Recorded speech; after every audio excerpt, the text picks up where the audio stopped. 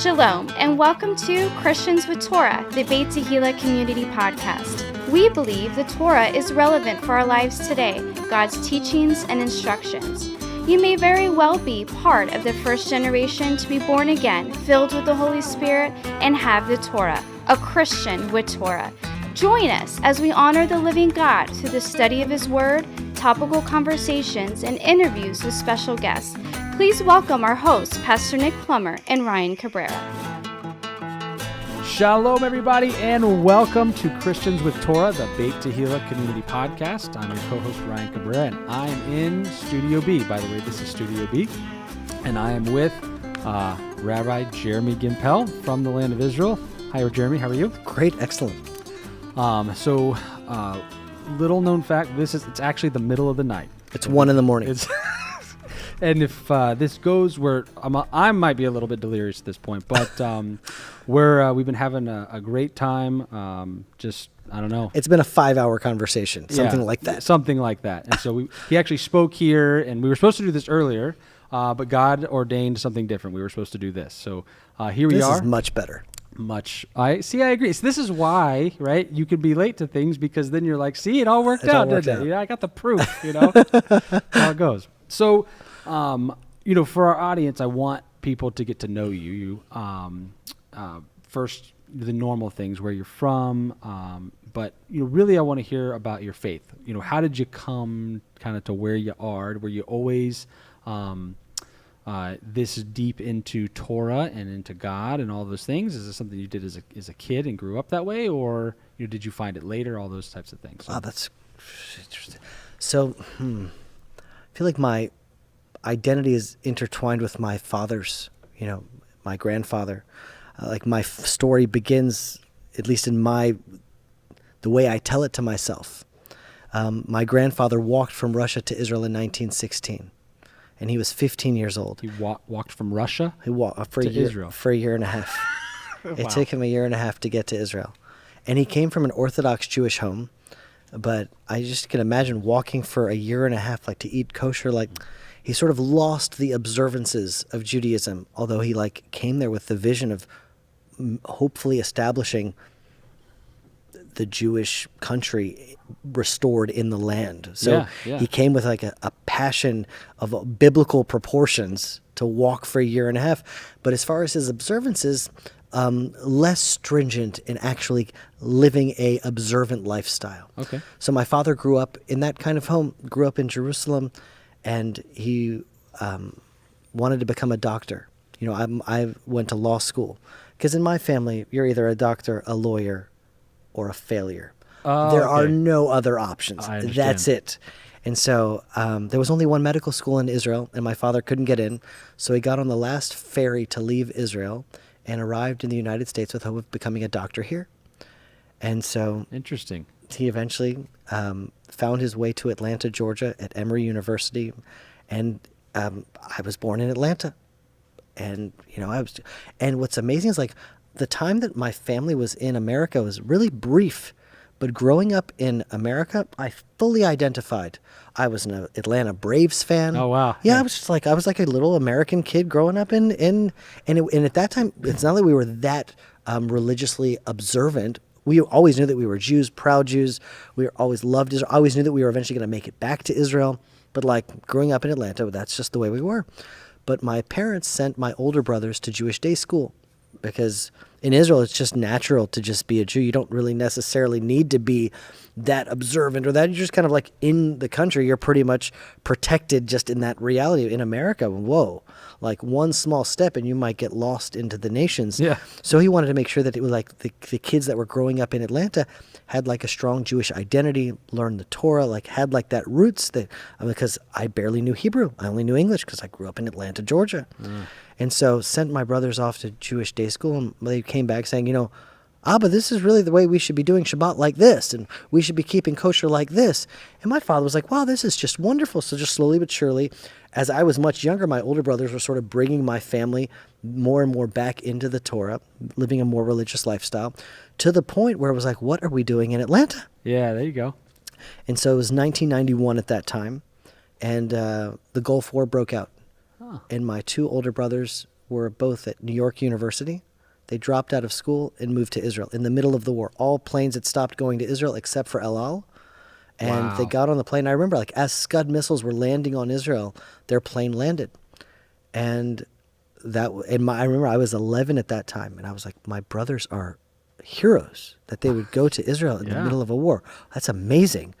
And then the Gulf War, in Israel, you never know, like, any war could explode into World War III. So you never know what other countries are going to get involved. But I mean, like, the Gulf War kind of lasted in the summer, and it sort of ended, and 90 rockets were shot onto Israel, but no one was hurt. That was relatively miraculous. And my parents looked around and said, well, the original plan that my father had was to come to America, become a doctor, and then go back to Israel. Move back to Israel. Yeah. Heal the sick. That's beautiful. Yeah, but then, like, life sort of in Atlanta just kind of pulled us in. Nicer homes, nicer cars, just like great life, Jewish schools. What's wrong? When my brothers brought us back to Israel, my parents said, what are we doing here? So then I was 11 at that time. And then we moved back to Israel in 1991. But I think that's kind of a beautiful sort of macro story there, that when my grandfather first came to Israel, he was really running away from Russia, running away from anti-Semitism, running away from what would be the Holocaust just a few decades later, meaning everyone in Bialystok was killed. No one survived. And so he escaped. What a miracle. I mean, here you are today because of what he did. There's not many Gimpels in the world for that reason. And so when my family came back in 1991, we weren't running away like my grandfather was running away. Life in Atlanta was amazing, beautiful, Jewish community, Atlanta Braves. Braves. Right, really nice. We weren't running away; we were running to Israel. In the middle, my brothers actually went in the middle of a war to Israel, and that's a totally different coming. And at that point, my grandfather was sort of stepping away from religion as he moved to Israel. And this time, we came back as like religious Zionist Jews with a mission. And that's sort of like a transformation that's happening, that the original foundings of Israel weren't very religious. Yeah. And a lot of people point to that and they say, like, how could that be the beginning of the redemption? I mean, these people, my grandfather, he established the first kibbutz in Israel. It's called Degania. Oh, yeah. And it's right on the Sea of Galilee. And so he spent the first 2 years of life planting eucalyptus trees as a part of his work on the kibbutz. But on Yom Kippur at that kibbutz, they would have a pork barbecue on the Day of Atonement on Yom Kippur. Oh. And my grandfather, he wasn't so observant, but that was like radical. Like, yeah. Whoa. But those were the founding fathers of Israel, like a heart of stone. Like it was almost like an anti-God movement. They're like, God has left us in the exile. We're done with this religion. We're done. We're going to like take matters into our own hands. They've run the miracle. They're in the land. And they're right. And so, and a lot of people was like, how could that possibly be the vision that God had, or that anyone had, for like the redemption of Israel? Like, what is that about? But there's something really beautiful that if you look at the book of Ezekiel, it actually was the blueprint that was laid out for us. And this is in chapter 36.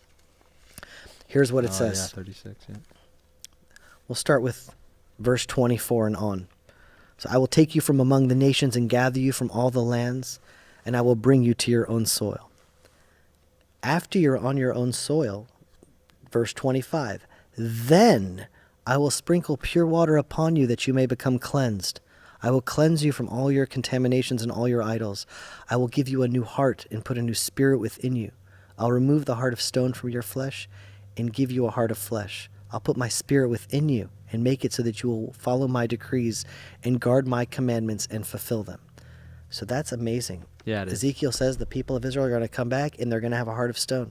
They're not going to want to follow God's laws. It's going to be a godless movement. And then in the land, a spiritual resurrection, a revival will happen. And what we're seeing in Israel now, every other country in the world, the more prosperous they become, it seems as though they become less religious. They forget about God. They become more secular.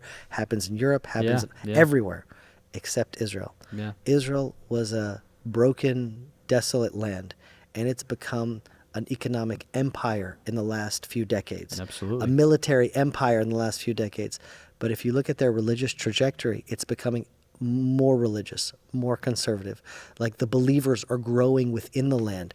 Like that spiritual transformation is happening from my grandfather's generation to my generation, like an awakening happened. And so my family that came back now, we're just following the vision that was laid out for us. Although we weren't trying to fulfill that idea that Ezekiel had, it seems that was just a part of the process that needed to happen in the land, out of the land. And so already around by the time I was 12, we were living in the land, living by the Torah, doing our best to be good Jews in the land. Now, did you guys live in Jerusalem or? So we lived in Jerusalem. I went to high school in, it's called a yeshiva. And a yeshiva is kind of a seminary, but it's in high school. Sure. So from 8 o'clock in the morning until 12, we just studied Judaic studies. So we're studying the Torah, the prophets, biblical law, philosophy, all religious studies. And then from 12 until 7, secular studies. And then from 7 until 8, we go back to learning some Torah one more time before we go to bed. So it's a full day's work. That's a lot of studying, right? That's a lot. And then already by 8 o'clock, it's okay, what, are you going to go home now? So there's you sleep in school, and that's the way it is. Even though it was only maybe a 20-minute drive from my home, and you could go home on Tuesdays, and you went home for Shabbat, but during the week, you were in school, and that's where you were. So I went to high school in Judea, in Efrat, which is now 20 minutes from where I live now. Not That's even incredible. 15 minutes. So I've always been, what's amazing, I grew up since in high school in that area, in the Arugot farm or that region. I never went to because there was nothing to go see there. It was just barren wilderness. Rocks. Just rocks. Lots of rocks. And so I'd never known, even though I grew up in that area, I'd never been there. So then obviously you came of age, you joined the IDF? Yes. Well, high school was a challenging time for me because there was this structured thing from 8 in the morning until 8 at night. And so I don't like people telling me what to do. So I was kind of constantly struggling with the system, struggling with everything. And I was I'm not ready to go into the army yet. I don't really feel I don't know, I don't have peace yet. If I want to go into the army, I really want to go in as a light. I want to go in there and influence the people that'll be around me. I'd like to be a leader if I'm going to go into the army. Sure. In America, you start off your service already as an officer from the get-go. You go into the army at West Point. So in Israel, it's not that way. The chief of staff today was a private, simple soldier, and he rose the ranks all the way to become the chief of staff. Gotcha. And so, not the two classes or so. Right. That's where there's a two-class system in our military. Exactly. So in Israel, it's everyone just goes in and you're a private. And if you're selected and you're good enough and you prove yourself, you can rise the ranks to become a leader and become an officer and eventually become the chief of staff. Interesting. But the chief of staff at one point, he was a private in the military, the simplest of all soldiers. Good to know. And so... And I also did, I thought that it was, what do they call it, conscriptive service. I thought that you became 18 or 19 or whatever the age was, and then you had to join the military. Right. Well, there are reasons you can defer your military service. Oh, okay. And if you say, listen, I want to spend a year learning Torah, I want to spend a year developing myself, then they'll say, okay, no problem. Take a year off. And so for 2 years, I went to a yeshiva, a seminary, where it's full-time just Torah studies. Wow. And I felt and then there was no structure, there was no test. It's just you. And that's really when I really started developing an inner world, because until then it was well, I'm being graded on these tests and these rabbis are kind of looking at me. And so okay, well, as long as I get good grades and then I'm good, I guess, to go. But then all of a sudden you spend 2 years studying and there's no grades, there's no tests, there's no one looking at you. And it's wow, it's just you and yourself, it's just you and God. What do I do now? Yeah. And so for 2 years, just kind of developing my own inner world and my own understanding of the world, my own relationship with the Bible. And I feel those 2 years were so important. And then I went into the military. And then I was in the military. I became a platoon sergeant in the IDF. And probably the 2 best years of my life in some ways. Just what could you do at the age of 19, 20 that's a better service to your country, better service to your people, better service to God than serving in the first organized army since the times of King David in the land of Israel. Yeah. That was just, and then to become a leader in that army was just an amazing experience. That's incredible. Now, sometime or other you met your best friend. Yes. Somewhere in there. Right? Yes, right. So Ari, well, he's my chavruta, he's my study partner. We went to rabbinical ordination together, served in the military together. And so he made Aliyah at the end of high school. He had finished full high school in Houston, Texas. Gotcha. Made Aliyah, and then we've been best friends ever since. That's cool. And you even live on the same property there. Now we do. Yeah. Now we're like full partners, living on the farm together, growing it together, developing it together. So that's incredible. I think about my kids, I think about myself and faith, and there comes a point where your faith goes from being your older brothers or your parents and at some point you have to own it for yourself. And there comes a decision time somewhere where, it sounds like almost like a parochial school, right? Where you have people that are watching over you, and this is the right answer, this is the wrong answer, there's a test. Sure. Then it sounds like there's an experience after that. Do you have any defining moments in there where you feel like this is when it became for me, or is it that's those 2 years, or? Yeah, that's a really good question. I don't know if there was a defining moment. I feel like I'm still growing into it. Yeah. I feel like I'm still just struggling to become better, struggling to be good, walking in the light. I mean, there was a time, as soon as I decided to defer my Army service, and I said, I'm going to dedicate at least 1 year, and then 2 years, that sort of like set my life in a trajectory, and I haven't really stopped. Sure. I've just kept on going. So I don't know if there was a defining moment. I'm still learning all the time, still open to new ideas, just trying to I feel like, the Torah teaches something so beautiful that you can keep every single ritual and law in action and get an F- in life. Yeah. But you can, imagine that, go to heaven, talk to, listen, I kept this whole thing. I did everything that was told of me to do, and you get an F-. You failed because you were an absolute scoundrel of a human being. Yeah. Just like a drecky person that no one liked, that was just a horrible, but you did all of the thing, and you get an F-. Yeah. Well, that's really important to know because, where's the book on that part of the Bible? Right? That's really important. And so if that's that's the final grade. The final grade isn't really in the book. It's not like within a religious framework. You can keep all of the rituals and all of the laws and get an F-. Then I want to know how do I get an A+? Sure. And so I think that's just a life's journey of just continuously trying to become better, trying to become more loving, trying to become more good, more in the light, spreading more light. It's like the big picture. It's like the spirit that's like the space in between the letters that the light shines. And so it's really and that's like a lifetimes of work because there is no book on how to find the spirit, live by the spirit. Yeah, that's true. You're right.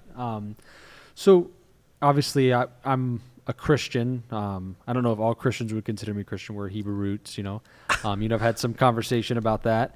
But these guys know me pretty well after 4 years of, talking about what we believe and, how we look at the Bible and faith and all those things. And obviously you're Jewish, and so there's some differences there. But obviously we've decided on our side that we don't want the differences to hold us back from doing the things together that God wants us to do. And you guys, you in particular, I've even seen even some old videos of you where people were talking, I don't want to say poorly about Christians or what they believe, and I remember watching you, and this is years and years, you looked very young, not defending what Christians believe, but defending the idea that we don't have to be that way, right? Or something along those lines. And but how did you come to the conclusion that as a Jewish person, that reaching a hand out to Christians and being a light from Israel and teaching Torah and having such goodwill, right, was the path for you? I mean, how did that come about? Especially when there's so many people out there that are doing the opposite. They're closed off. They don't want to do that. I don't know. I don't know if there's a question in there somewhere, but I think I understand. That's okay. Well, because you're unique. Well, I've seen a movement that's all over the world, and it's only growing. And it's Christians that are really, really trying to live by the Bible. Like really, really loving the Bible and saying, well, man, the 10 Commandments, it's the seventh day is the Sabbath. So what does that mean for me? I want to make that day special.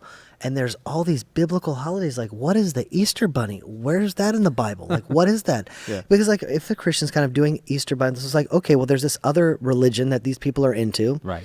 It doesn't have anything to do with me. I don't know what the Easter Bunny is and why it has eggs and why they're looking for eggs. That's like, okay, that's their thing. That's fine.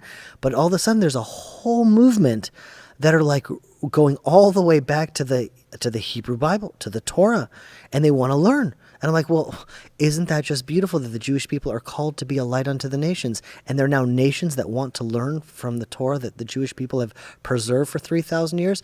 Well, tell me, what would be a better thing for the Jewish people to do other than teach the Torah to the nations that now want to learn it? To me, that just seems like the obvious thing to do. Yeah. And I feel like my job is just to kind of hold the space.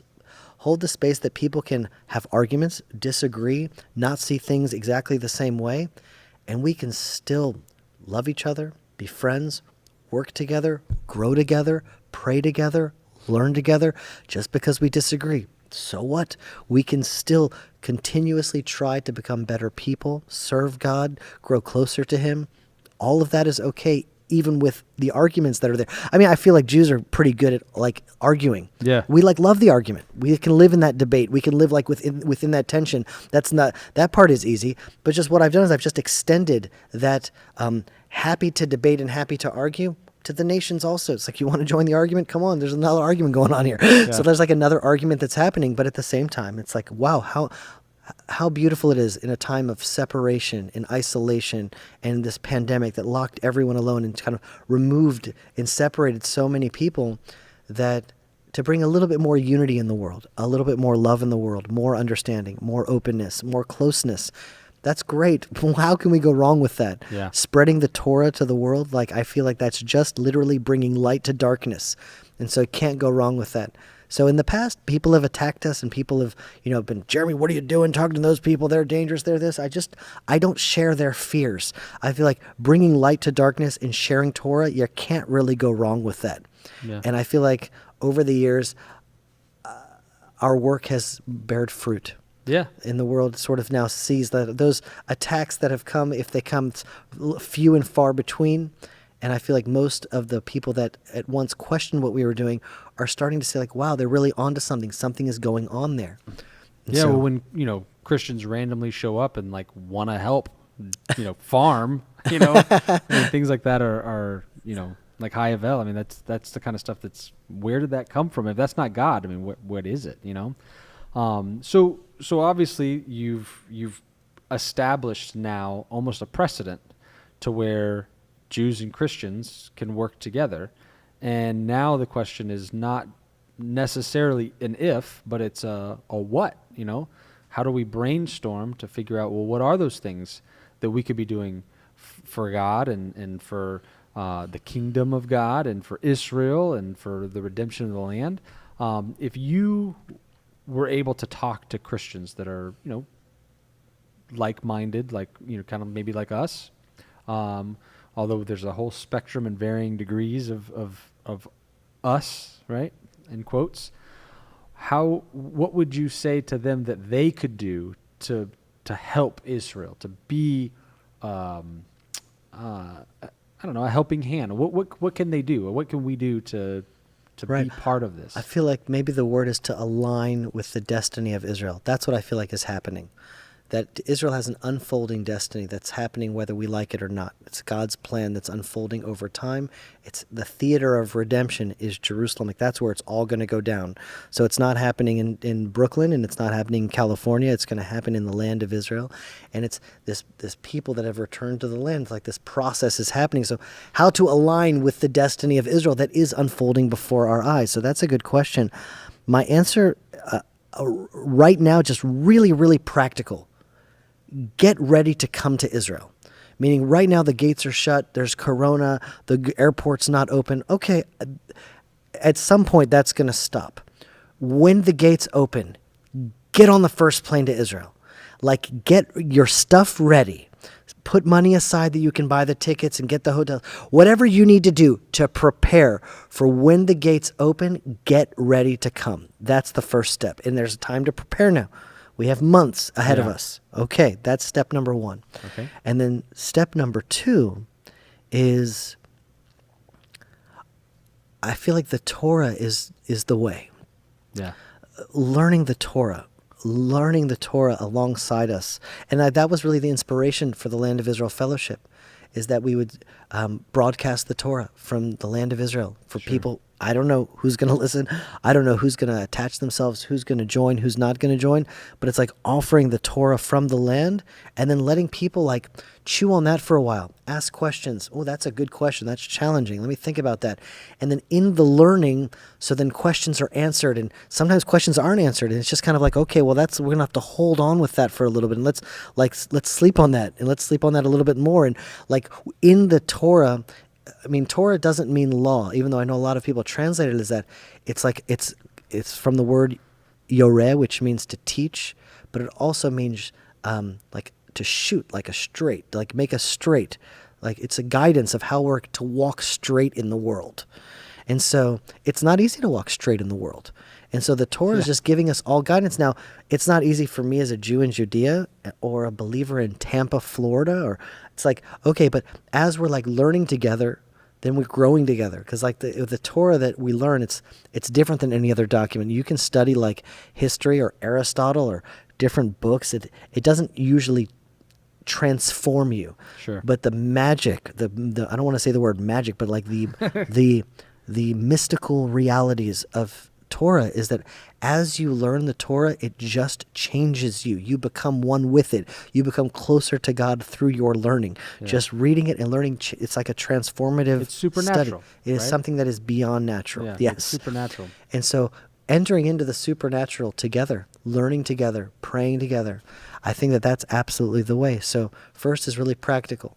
Get your stuff ready that when the gates open, come to the land as soon as possible. Because now it's like this is the time to prepare. And then the second stage of the preparation, I think, is to learn together with us. Learn the Torah together every week. There's a portion of the Torah that's read by Jews and believers all over the world at the same time. To plug into that frequency, to learn that alongside us, to learn together with us, if it's through the podcast, the Land of Israel Fellowship.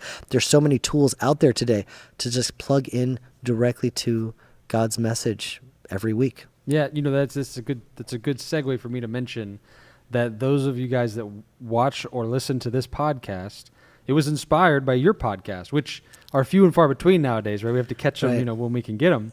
But man, you guys have put out so much out there for people to grab onto. I encourage people to go back and listen because there's a tendency to be cautious when dealing with people that don't think the way that you do or that believe differently than you do for whatever reason, and especially between Christians and Jews.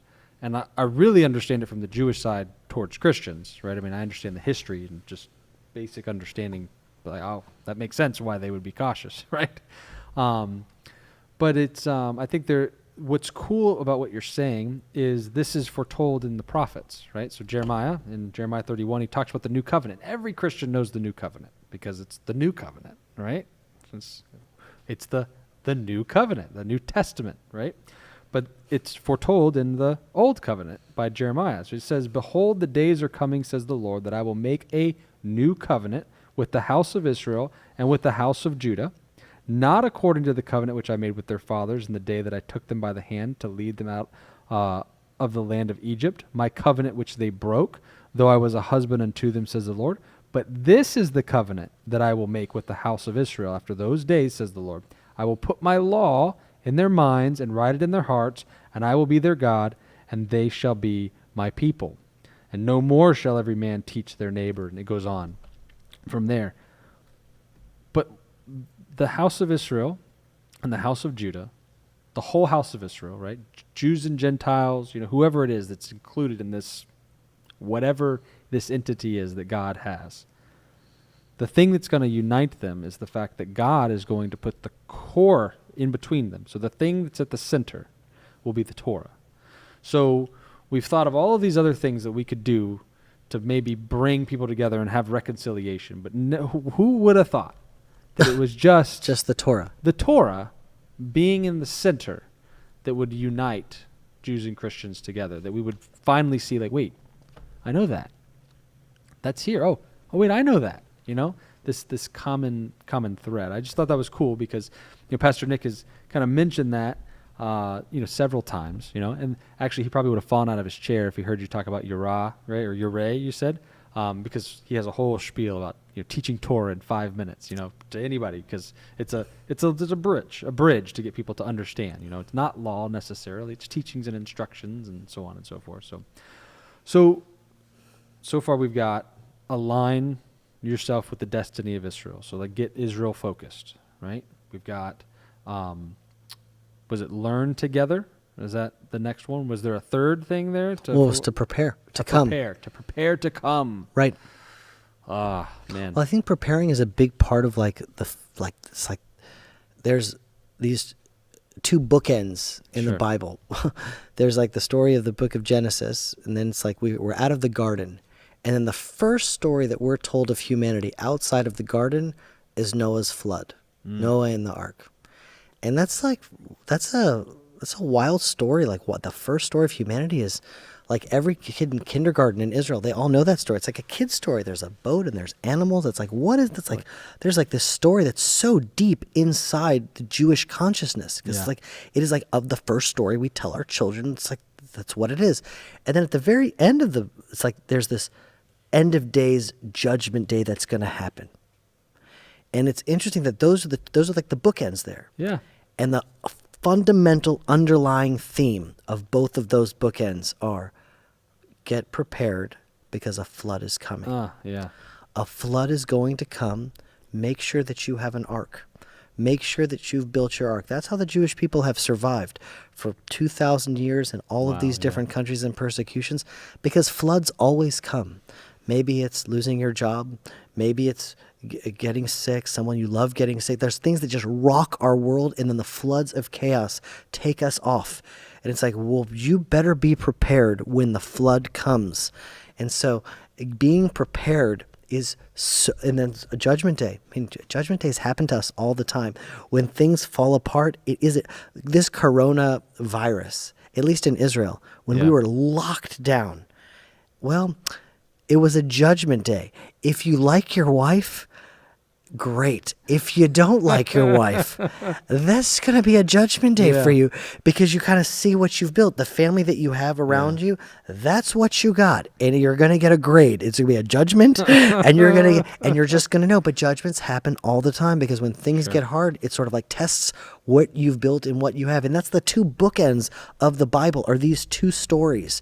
And it's be prepared. And that is such an important message for our time. And I'm saying that not only prepare for the floods that will come, not if they come, floods come. Get prepared. Build your base. Build your ark, your family, your loved ones, your community. Make those strong now.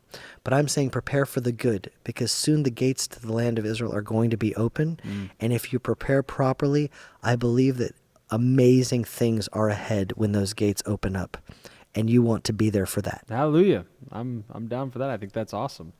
What an opportunity that lays ahead of us if we'll be prepared. I've heard that many times about overnight success doesn't really exist. It's just people that were preparing and were ready for the opportunity and able to take advantage of it when it presented itself. Right. So when preparation meets opportunity, you have that overnight success, so to speak. And so I think that's for us. The call is to prepare. And be ready for whatever it is. So you guys are now, you've done a lot, right? So I want people to know there's a lot of things in between that we obviously only have so much time. But you guys now have established a hill at the most, southern point in Judea? The eastern point, southeastern point in Judea. Yeah. And I've been there, and it was beautiful when I went to see it. You showed me pictures today, and it's great. And for those that are listening, we are going to have on YouTube, on our channel for Beit Tehila, the talk that you did today. So he described all kinds of cool stuff, the journey to get to that and everything. And so if you had to listen to anything, I would say go and listen to that, because it was really profound, awesome. And just to hear the process that it takes and what God is doing, it's cool. And to see, God's fingerprints in all of those things is really cool. So I encourage people to do that. But now you have, because of COVID, right? You established the fellowship. We sure did. So the original idea for our goat farms was for people to come from the nations, to come there and visit and experience. Well, not just the nations, Oh, okay. but it would be open to everyone. Meaning it would be yes. just like a house of prayer for all nations. Jews can come, secular Jews, religious Jews, Christians, whoever wants to come is invited. No questions asked. It's for the whole world. Let them all come together in one place that would bring everyone together. Interesting. Yeah. And so I said, all right, well, if the physical reality of it's not our dream, meaning like there's a vision in the prophets of what it would look like if the world was restored, Right. like what it would look like if it was just the way it was meant to be. And so, okay, well, if we can't build that in the physical now, well, we'll just try to open it up to the virtual. And if people can't come to Israel now, at least we're offering them the Torah from Israel. We're offering like this Judean experience that's as close as we can get to being there without being there. And so we started the Land of Israel Fellowship. And just like the Arugot Farms, there's Jews that are involved, there's Christians that are involved. It's amazing. It's like one place where there's rabbis and pastors and nuns. There's like 2 nuns and all the same thing. There's a couple of Buddhists. There's 2 Muslims. It's like, what is going on here? It's like this whole amazing group of people that are seeking after God, that are trying to grow closer to the Torah, that are trying to like figure this life thing out. Yeah. And so it's the most marvelous thing that I've ever been a part of, because it's hundreds of families from 45 countries all over the world that all come together, and we're like, start off every fellowship with a prayer, and all of these people from so many backgrounds praying together. And I just know that is like, that's the secret sauce. The temple in Jerusalem is not called a house of Torah study. It's called a house of prayer for all nations. Right. So the Torah kind of can prepare us, but in Torah there'll be arguments.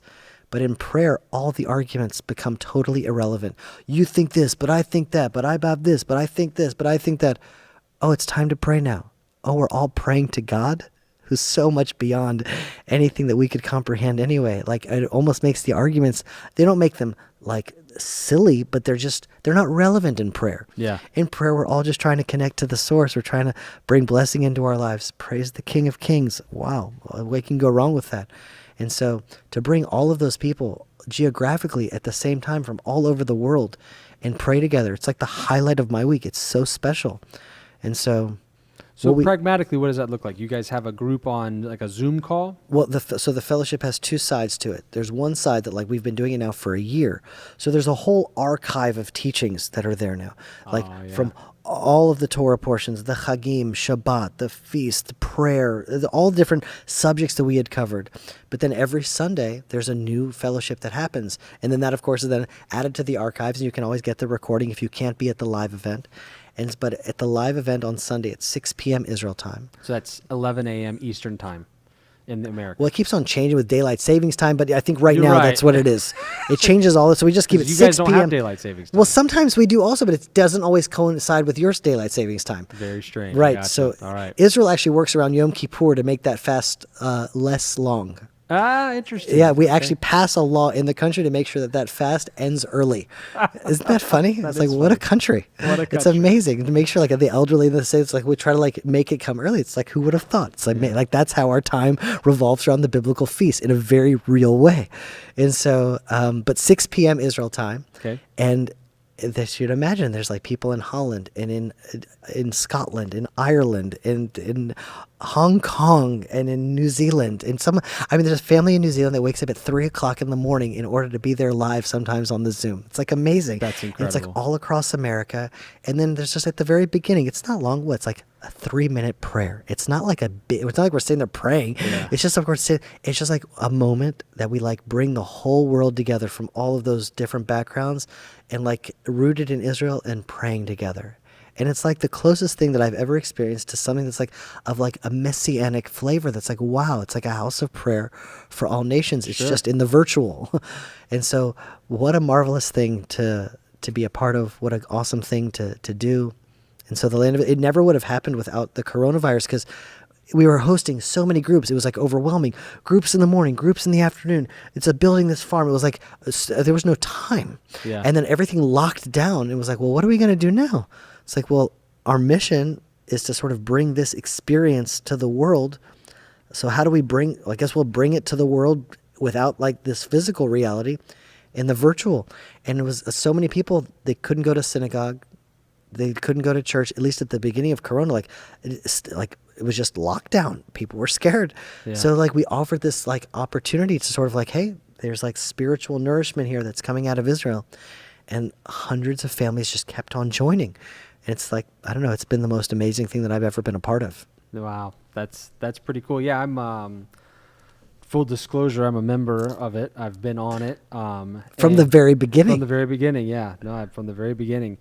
And, I think that what's cool is that people are coming together in the name of God. And I think that's one of the big things that you can't be overstated, that what a miracle it is that people are putting aside other things that would normally hold them back, and they're coming because they're focused on, God himself, the God of Abraham, Isaac, and Jacob, the people of God, the land, right? The Holy Land, the land of God, and God's book, right? I mean, the Torah. So I think that we can really align on all of those things and then see that's a lifetime. Right. I mean, there's so much to align with there. Yeah. There's so much to align with there. There's so much to do there. There's so much work to be done there. Yeah. And so how awesome it is that what's exciting for me is, the way that I sort of understand my life in this, there's every generation has a mission. Yeah.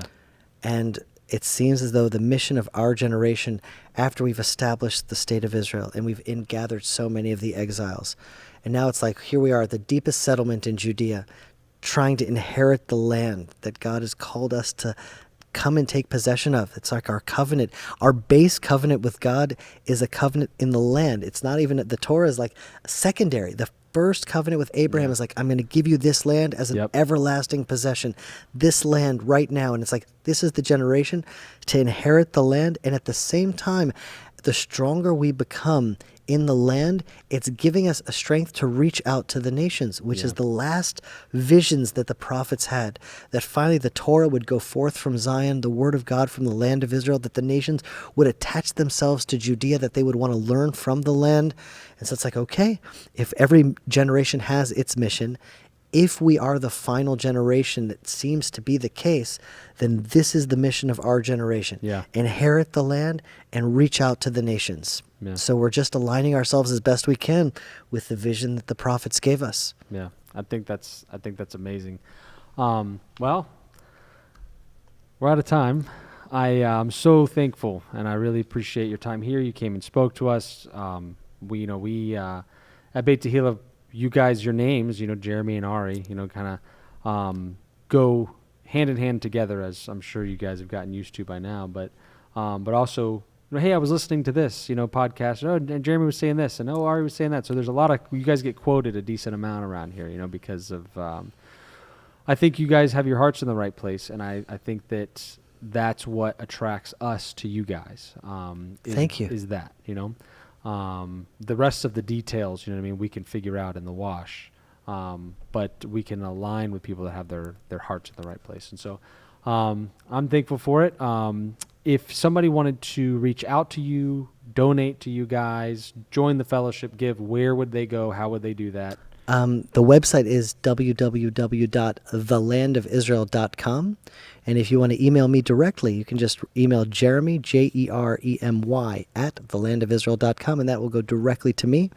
And if you have any questions, I'm always happy to answer. It may take me a day or two, especially now that I'm on the road, but I answer all my emails. So. Very cool. Very cool. All right. Well, bless you. Thank you. And bless you guys. Have a great week.